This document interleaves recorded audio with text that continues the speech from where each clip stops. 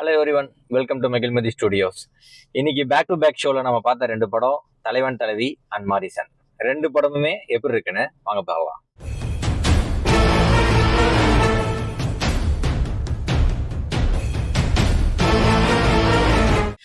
ரெண்டு படமுமே confirmed hit movie அப்படின்னு ட்ரெய்லரை பார்க்கும் போது நமக்கு நல்ல ஹைப் இருந்துச்சு. ஆனா ஸ்டார் வேல்யூ அப்படி இருந்துச்சு. தமிழ்ல இருக்க விஜய் சேதுபதி சார், அங்க இருக்க ஃபகத் ஃபாசில், வடிவேலு அண்ட் நித்யா மேனன், இந்த 4 ஸ்டார் வேல்யூஸோட ரெண்டு படம் வந்திருக்கு அப்படிங்கும் போது ஹைப் எங்கேயோ இருந்தது. ட்ரெய்லரும் உண்மையாலுமே சூப்பரா இருந்துச்சு. ரெண்டுமே ப்ராமிசிங் ட்ரெய்லரா இருந்துச்சு.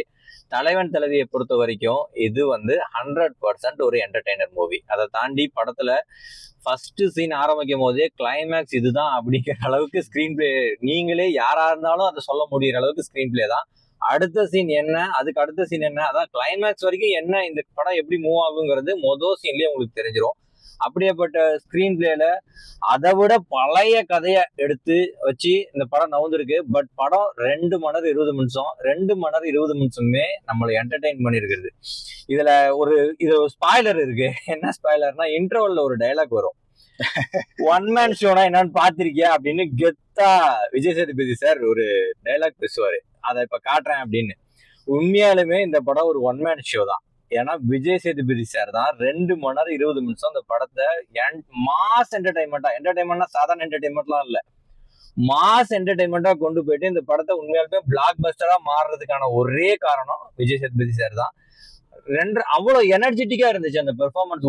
ஒரு சீனுமே அது கிட்டத்தட்ட ஒரு ஹைப்ல தான் போகுது. அவன் தெரிஞ்சா இருந்தாலுமே நம்மளுக்கு ஸ்கிரீன்ல இதுதான் இந்த டைலாக் தான் சொல்ல போறாரு. தெரிஞ்சதுக்கு அப்புறம் கூட அந்த பெர்ஃபார்மன்ஸ் இருக்கு பாத்தீங்களா, உண்மையாலுமே சான்ஸ் இல்லைங்க. விஜய் சேதுபதி சாரோட ஃபேன்ஸ்க்காகவும் இந்த படம் மஸ்ட் வாட்சபிள். இந்த படம் என்டர்டைன்மெண்ட்டுக்காகவே மஸ்ட் வாட்சபிள். ஃபேமிலி ஆடியன்ஸ் கண்டிப்பா பிடிக்கும். ஆனா படம் முழுக்கவே என்டர்டைன்மெண்ட், ஃபேமிலி என்டர்டைன்மெண்டா இருக்கு. Complete entertainment. இது எனக்கு தெரிஞ்சு பிளாக் பஸ்டர் தான். நம்ம நான் ரிவ்யூ பார்க்கல. எங்கெங்கெல்லாம் நம்ம சேதுபதியோட சீன் இல்லையோ அங்கெல்லாம் யோகி பாபுவும் கவர். ஆனா யோகி பாபுவோட கண்டென்ட் ரொம்ப கம்மி தான், பட் ஃபில்லிங்கா இருந்துச்சு. எல்லா இடத்துலயுமே ஃபில்லிங்கா இருந்துச்சு.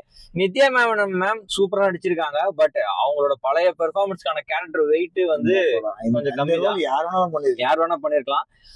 ஆக்சுவலா எனக்கு விஜய் சேதுபதி சாருக்கும் வித்யா மேனன் மேம்க்கும் என்ன பெரிய வித்தியாசம் தெரிஞ்சதுன்னா, விஜய் சேதுபதிக்கு உண்மையாலுமே நிறைய ஸ்பேஸ் இருந்துச்சு. அதுல அவன் நம்மள இல்ல, அதுல கதையிலேயே நம்மள என்டர்டெயின் பண்ணது. எனக்கு எடுத்துலாம் ஒரு கட்டத்துல அவன் மேல பார்த்து கண்ணீர் வந்துச்சு. அவன் ஒரு பாவம் இப்படி ஒரு ஃபீமேல் சைட்ல இருந்து யோசிச்சிருந்தா அவங்களுக்கு நித்யா மேனனுக்கு ஃபர்ஸ்ட் சீன் கடைசி வரைக்கும் கேரக்டரோட ஆர்க் மாறவே இல்லைல்ல, ஒரே ஆர்க் தானே போச்சு. இவனுக்கு ஆர்க் மாறுது. இவன் பரிதாபமான ஒரு விக்டிம் ரேஞ்சுக்கும் போறான், ஒரு கிரைம் ரேஞ்சுக்கும் போறான்ல. அந்த டிஃபரன்ஸ், அந்த டைனமிக் இவனுக்கு நிறைய இருந்துச்சு, கேரக்டராவே இருந்துச்சு. அதனால விஜய் சேதுபதிக்கு அவ்வளோ சான்சஸ் இருக்கு. நித்யா மேனனுக்கு டைனமிசம் ரொம்ப கம்மி. ஃபர்ஸ்ட் சீன்ல கடைசி வரைக்கும் ஒரு சின்ன சேஞ்ச் ஓவர் தானே தவிர, அந்த அவனை பிடிக்குது அவனை பிடிக்கலங்கிற ஒரு சேஞ்ச் ஓவர் தானே. பட் இவன் ஃபேமிலிக்காக கோவப்படுற சீன்ஸ் இருக்கு. இருக்கு. அது அவங்க பாயிண்ட் ஆஃப் வியூல இருந்து பார்க்கும்போது புரிஞ்சிருக்கும். நான் ஏதோ ஒரு இடத்துல நான் அவனை மேம்படுத்துறேன்னா, அந்த கோயில்ல போயிட்டு அவன் ஒரு ஆக்டிவிட்டிஸ் எல்லாம் பண்றான்ல, அதே போல இவங்களும் நித்யா மேனனும் அவங்க ஃபேமிலி சைட்ல ஒரு டைலாக் சொல்லுவாங்க. அவன் என்கிட்டயும் இல்ல நான் அந்த கோயில் ஆக்டிவிட்டிஸ் சைட்ல எனக்கு அதுல உடன்பாடு இல்லைனாலும் அதுல அவன் ஸ்கோர் பண்ணிட்டான் ஒரு கொஞ்சம். எனக்கு அந்த டைனமிசம் இருந்துச்சுல்ல, அதுக்காக. சோ இது ஒரு பக்கா ஃபேமிலி என்டர்டெய்னர். காமெடி எக்கச்சக்கமா இருக்கு, என்டர்டெயின்மெண்ட் சூப்பரா இருக்கு. 100% பார்க்கலாம். அடுத்ததா படம் பார்ப்போமா? அடுத்த படம் மாரிசன். டைட்டில்ல இருந்தே நான் ரொம்ப எக்ஸ்பெக்டேஷன்ஸ்ல இருந்தேன். அதுவும் ஃபகத் அண்ட் வடிவேலு பெரிய ஹிட் கொடுத்த மாமன்னனுக்கு அப்புறம் மறுபடியும் ஒரு காம்போ. அந்த காம்போ ஒரு எனிமிட்டியா இல்லாம ஒரு டுகெதர் ஜேர்னி மாதிரி வர்றதுங்கும் போது ஒரு பெரிய எக்ஸ்பெக்டேஷன்ஸ் இருக்கும். அந்த எக்ஸ்பெக்டேஷன்ஸை இது பூர்த்தி பண்ணிச்சான்னு கேட்டோம்னா 100% பூர்த்தி பண்ணிடுச்சு. இது ஒரு மிஸ்டரி த்ரில்லர். அடுத்த சீன் என்ன, அடுத்த சீன் என்ன, அடுத்த சீன் என்னங்கறத எவனாலுமே சொல்ல முடியாது. ஹைலைட்னா இந்த படத்தோட கோரே நமக்கு இன்டர்வல்ல தான் தெரியும். ஆமா, இந்த படம் எதுக்காக எடுக்கிறானுங்கிறது இன்டர்வல்ல தெரியும். அது வரைக்கும் படம் ஒரு சீன் கூட போர் அடிக்கும். படம் போர் எல்லாம் அடிக்க வாய்ப்பே இல்ல. இதுல படத்துல காமெடி ரொம்ப கம்மி படத்துல காமெடி. ஆனா படம் மிஸ்டரி த்ரில்லர். அடுத்த சீன் என்ன, அடுத்த சீன் என்ன, அடுத்த சீன் என்னன்னு உங்களை கணிக்கவே முடியாது. நீங்க ஜஸ்ட் படத்தை பார்க்க உள்ள போனீங்கன்னா, நீங்க கணிக்கணும்னே உள்ள போனீங்கன்னா எதை வேணா கவனிக்கலாம். மாரிசன் ஒரு மெசேஜ் மூவி மாதிரி, ஒரு கிரைம், ஒரு ரியல் டைம்ல நடக்கிற கிரைம்ஸ்க்கான ஒரு அலர்ட் மாதிரி ஒரு படம். அதுக்கான பெரிய கோர்ட் டிராமா மாதிரி வர வேண்டிய படத்தை அதுக்கு பேரலா நமக்கு ஒரு ஜட்ஜ்மெண்ட் மாதிரி காட்டியிருக்காங்க. இதுவும் அதுவும் கம்பேர் பண்ணும்போது கம்பேரிசனே எனக்கு பண்ண தேவையில்ல. இதுவும் எனக்கு தெரிஞ்சு பிளாக் பஸ்டர் அளவுக்கு போகுமா? ஏன்னா எனக்கு தெரிஞ்சு தலைவன் தலைவி கன்ஃபார்மா பிளாக் பஸ்டர் ஆயிரும். அதை பீட்டப் பண்ணி வர்றதுக்கான தகுதி வாய்ந்த படம். இல்ல அதை விட இதுல மெசேஜ் நிறைய இருக்கு. பட் ப்ரொமோஷன்ஸ் அண்ட் ஃபர்ஸ்ட் ஒருத்தங்க பார்க்கும் போது அந்த படத்தை போய் பார்த்து மாரிசனை பார்த்து ப்ரொமோட் பண்ணணும். ஆனா தலைவன் தலைவி ப்ரொமோட் ஆனதுக்கு அப்புறம் போய் பார்ப்பாங்க அவங்க ஸ்டார் வேல்யூ. அதுக்காக சொல்றேன், நீங்க எப்பயாவது தான் படத்துக்கு போறீங்க அப்படின்னா நீங்க தலைவன் தலைவி போங்க, என்டர்டைன்மெண்டா வெளியே வருவீங்க. இல்ல நான் அடிக்கடி படம் பார்ப்பீங்க, வீக்லி ட்வைஸ் வீக்லி த்ரைஸ் படம் பார்ப்பீங்க அப்படின்னா இந்த மாதிரி என்டர்டைன்மெண்ட் மூவி நீங்க நிறைய பார்த்துருப்பீங்க.